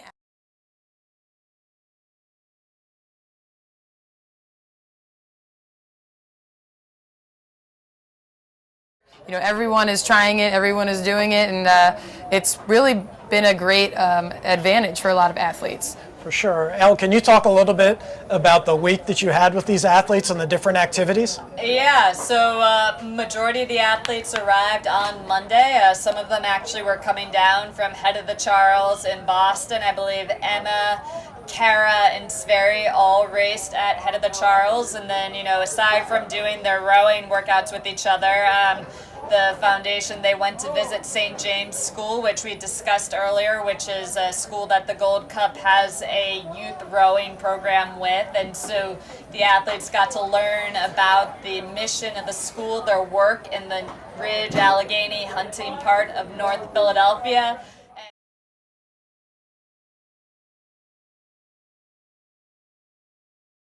A lot of energy and a lot of fun. Some of these athletes got some basketball pointers, which was really exciting. And they also spent the afternoon doing some media work in a corporate panel talking with the Glenmead Trust Company, which is one of the sponsors of the race. We have a phenomenal list of sponsors, but the athletes got to share some of their experiences being high performance athletes and how that can translate to high performance teams.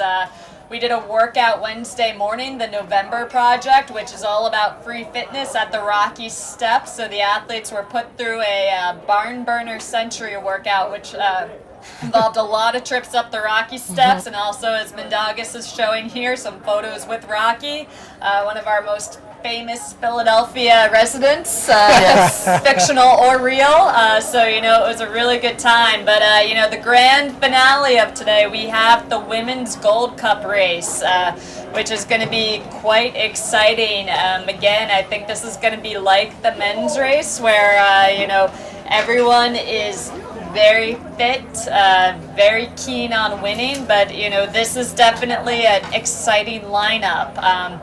We have in lane 1, we have Emma Twigg of New Zealand, who was second at Worlds this past summer.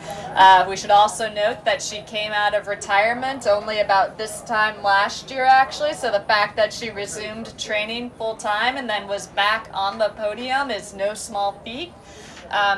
In lane 2, we have her countrywoman, Hannah Osborne, also of New Zealand, joining her. She is the defending Gold Cup champion. She raced in the Kiwi Quad this summer, which had a phenomenal year as well, and qualified the boat for Tokyo. In lane 3, we have Sunita Kuspur of Ireland, the back-to-back world champion from Ireland. I know people are excited to see her race here. And in lane 4, for her second trip down the race course, we have Kara Kohler of the United States, who is the 2019 World Champion bronze medalist, but we should also note that she is an Olympic bronze medalist. I believe she is the only one of this group who has some Olympic hardware on her name, and she received that bronze medal in the London Quad when she was only 21 years old and had been rowing for less than 3 years. So she had a pretty quick jump and picked up the sport quite quickly. So what do you guys think of this field? I mean, these women, these names are very familiar from past years at the Gold Cup. These women are ready. They look very fierce. You know, walking through the boathouse before this event, you know, being a former rower myself, it's nice to see women eye to eye, you know, tall women, and they are just ready to go. They look, they have all their gear and their oars and everything in place. They're just double checking everything to make sure it's ready for today and this event. Yeah, I think it goes without saying the caliber of these athletes when you have the top 3 athletes from the prior World Championships like we do here. They're familiar with one another, obviously over a longer course, perhaps looking for a little bit of revenge like we saw Jettel was able to do in the men's race. The 750 meters, the brilliant decision really from the Gold Cup standpoint to shorten it up really is going to make sure that we have a tight finish, and I anticipate it's going to be every bit as exciting as what we just saw in the men's race. Yeah, if you watch Emma, Sunita, and Kara race the full 2,000 meter distance, they are strength rowers. They are those middle 1,000 rowers. That's where they really excel. You know, I think Hannah actually has a chance to surprise people again, similar to last year. I don't know if people were necessarily expecting her to win that, but I think again, she is very quick and very technically sound at these fast rates. So I think, you know, she is going to put these other women through their paces as well. And Kara, Emma, and Sunita have been accustomed to racing against each other all summer. They haven't necessarily been racing Hannah because she has been in the Kiwi Quad. So this will be exciting to watch all of them here and see how their strengths play out. Yeah, I would say, you know, one of the points that you made just now, Elle, is the technical skill that each of these athletes has. The single is a very, very unforgiving boat class, meaning that if you're inefficient at any point in your stroke, you're going to be giving up inches every time. Jackie, do you want to talk a little bit about that? For sure. I mean, going from team boats into the single, you know, you do become a little bit more aware of exactly how you are contributing to making a boat move. It really helps athletes figure out how important the catch is, how the drive can really increase and accelerate, and how you really want to have clean finishes. You want those blades to come out of the water before the boat really catches on to them being there. So if you rush up to the catch, you start to feel that what we were talking about, thank you, check that we were talking about the earlier. dreaded check. Yes. We don't like to even say the word. Right. But yeah, if you are accelerating into the catch, then you're going to feel that abrupt stop that you might kind of disguise a little bit more in a team boat. The single, no, it's right there in your face telling you stop doing that. Yeah, it is that. I think that's a fantastic point that within the bigger team boats, some technical inefficiencies can be masked, which I think is a nice word for it. But when you're in a single, or even in a double or a pair, everything becomes really magnified and things get exposed, and that's something that's incredible. And so again, it goes back to just that you want to be a little bit reckless. Certainly going for it as hard as you can, but at the same time you have to keep your technical proficiency because if you're going about it in an inefficient way, even if you're a stronger athlete, you're actually not going to win the race. Yeah, so we see these athletes getting ready. They are all getting and adjusting their points. We've seen as the cameras have been zoomed in on these women as we've been talking that they are taking big exhales, just getting ready, keeping their bodies very calm so they can be completely relaxed at that start and get ready to really push off. So these women are squared and buried. You can see they're at attention, ready to go. And our final race is off here, nice and clean. What kind of stroke rate are we looking at here, Jackie? That is a 49 and a half for our first strokes of the day here. Wow. This is amazing. Yeah, so getting out very quick. Looks like Kara again out in lane 4 as a nice start here. Emma on the inside, so we've got those outside lanes. Look like they are out by just a hair over Hannah and Sunita in lanes 2 and 3. But as I imagine, as we saw in the men's race, when everybody settles here and probably another 10 to 15 strokes, we'll see if the base rhythm starts to carry some people to tighten it up. But wow, right now there's no settling, really just going for it. Right. And in lane 1, Emma Twigg, she's starting to make her positioning in this race. Her seat is at the bow ball of lanes 3 and 4. We have Sunita and Kara in lanes 3 and 4. See if they can actually feed off each other's energy. It's always pretty invigorating when you've got somebody next to you and you can feel that they've got the similar kind of speed. Perhaps they'll be able to work with each other to reel in lane 1 here, but not yet. Lane 1 Emma is really putting on a show for us here. Yeah, you just really see her strength and her training. The Kiwis are known for doing a lot of kilometers on the water and just getting in a lot of mileage and just that power. It looks like she's separated with open water from the other women. Yeah, wow. Sunita is up just a hair on Kara, but Hannah is reeling them back in right now. So we've got a close margin fighting for 2nd through 4th, but Emma right now is out by herself in lane 1, just pushing through. I think she is sending a message to the international world that she is back and setting herself up nicely for Tokyo here. Getting your name on the Philadelphia Challenge Cup, that is history making, and so that is going through Emma's mind right now. Yeah, that's really a punishing pace that she set out at the beginning, and she's just maintaining. She's just dropping the hammer. What's the stroke rate look like here, Jackie? So our stroke rating for the middle of our piece here is in the mid-30s. So this is a little bit lower than in our Lotman challenge, which is somewhat surprising. Looks like they're coming up on the finish. You can hear some of the fans cheering for them from the banks. You just saw Emma take a peek over to see how she is against the rest of that field. Nice and tight here. Just look at Emma, nice and relaxed, just picking that boat up. Yeah, I think she knows she's got it. She's feeling good. Yep. Great row from Emma Twigg. Assertive race, followed in 2nd by Kara, 3rd Sunita, and 4th Hannah. What a day of racing.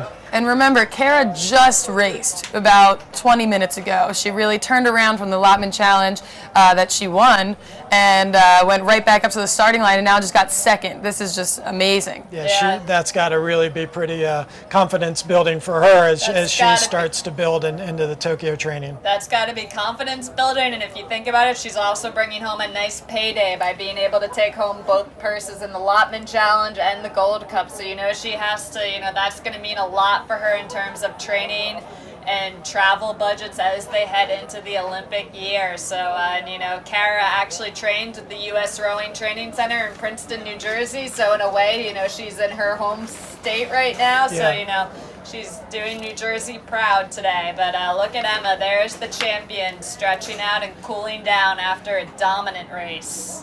Yeah, I think that, Elle, your talk about the fact that there's actually a purse here is something that's unique to rowing races. I think really a fantastic thing from the Gold Challenge Cup Foundation. And so with that win, $15,000 for Emma Twigg. That's really not a bad day's work. Yeah, you have to imagine that her coach, Mike, he's somewhere around here on the course, is probably quite proud of how she has done. And they're ready to go back to New Zealand and, you know, get into the most important grind of the training and, you know, set themselves up. I believe New Zealand's selection is, you know, early on in the new year. So, you know, they're going to get ready to go back and do work. But this is a nice confidence booster going into that training grind for the Tokyo Olympics. Why don't we recap the races that we saw today, because there's more than just these international athletes. We started out with the high school women. And their single, the Hoffman Challenge for the high school girls, and you can see the results there on your screen. Do you want to read through those, Elle? Yeah, first place, again, we had Ella Berry having a similar performance to Emma Twigg and just pure dominance, winning that race, followed second by Ariana Wellington from Nereid Boat Club. In third place, we have her teammate Caroline High, and then in fourth place, we have Alina Kelly, also of Oak Neck Academy. So a great race there. Phenomenal. I'm sure those girls are very happy and are getting some time to meet with the Gold Cup athletes now. And then for the boys high school challenge, Jackie, who do we have? We have Brett Bossy, who won our Hoffman Challenge with a 250, a very quick 750 from Oak Neck. We have Nick, a teammate, Aronow, 1 second behind. Then in third place we have Quinn Hall from Malvern Prep and Johannes Bressel from Oak Neck as well, 303, rounding out the Hoffman Challenge for the boys. I think most importantly, Brett wins the award for Best Celebration for Victory. Yes. Yeah. And then in the Blackwall Dueling mixed PR1, Jordan, who do we have? Blake Haxton, the seasoned veteran, really came through with a dominant performance there. He was followed by Ron Harvey. We had Hallie Smith, our female competitor, who really gave a game effort out there taking on these guys, and I hope to see her back in action. And finally, our newcomer to the sport, Ryan Owens, who really showed up, gave a game effort, and we're really proud of him for doing so. Yeah, that was incredible racing. And then we have the U.S. Women's Lottman Challenge, where Kara Kohler again took the women's win here, followed by Cecily Madden of Cambridge Boat Club, then Jevy Stone, also of Cambridge, and in fourth place, Mickey Feely of the Craftsbury Sculling Center. So again, that was the third and final leg of the U.S. Lottman Challenge. So hopefully we will also be able to get results of the overall points tally to see how they did. And then Jordan, who do we have for the men's Lottman Challenge? In the men's challenge, we saw John Graves with a really dominant performance. Really wanted to put his name on the victory here, followed by Mike Nippen, who really kind of closed it in at the end, but John was able to hang on. Kevin Medor came in third, Justin Keene in fourth, and his Penny C teammate Greg, I will not attempt. And Sullivan here. There you go, Elle, thank you. Easier than it looks. It's what he says, but I got tongue-tied. I apologize, Greg. And then the Gold Cup. So we had Kjetil Borch of Norway having his name go back on the cup, and then followed by his off again and on again training companion Sverre Nilsen of Denmark. In third place we had Mindaugas Griškonis of Lithuania, and in fourth place Robbie Manson of New Zealand. Wonderful race. And then our final race that just concluded, the Women's Gold Cup. Jackie, what did we see? In first place, we had Emma Twigg with a 251. In second place, Kara Kohler from the U.S. After her first place win in the Lotman Challenge, getting second here. Then we have Sunita Pushpur and from Ireland. And in fourth place, we have Hannah Osborne from New Zealand. Yep. really great racing, very tight finish there for second and third. I think, for those of us who love the Olympics, the single sculls are going to be a tight finish. I think from first through sixth, it's going to be, perhaps the semifinals just to make the final down in Tokyo will be some of the best racing. We've got a lot of even speed out there, so it's going to be fantastic for rowing fans coming into Tokyo. Okay, so as you can imagine, today was a huge team effort. First and foremost, a big thank you to the Gold Challenge Cup Foundation for making today's historic races possible. And thank you to all the athletes who took time out of their busy training schedules to travel from across the country and around the world to be here. Personally, I really appreciated Elle and Jackie, keeping this commentating going. It's really been a lot of fun. We saw some great racing. I look forward to doing it again in the future. Your expertise and obviously what you're providing to the Gold Challenge Cup Foundation is something that really can't be measured. It's been an honor and it's been a lot of fun. And I think we would be remiss if we did not mention our sponsors and supporters, which are Glenmead, U.S. Rowing, the Woodstock Corporation, Morgan Stanley, International Raw Materials, Jefferson Health, the Haverford School Rowing Alumni, Head of the Charles Regatta, Swing Ventures, Hudson Boatworks, and Concept 2. And Hudson and Concept 2 actually make custom preparations and equip our Gold Cup athletes. So a huge thank you to them for all of their support this week. Absolutely, and to keep up to date with everything going on with the Gold Cup and to see additional video content, be sure to follow us on social media, and you can always go to goldcup.org. Thanks again for joining us today for the 2019 Gold Cup Sprints at Cooper River Park. Have a great day, everyone. Thanks. Thank you. Thank you.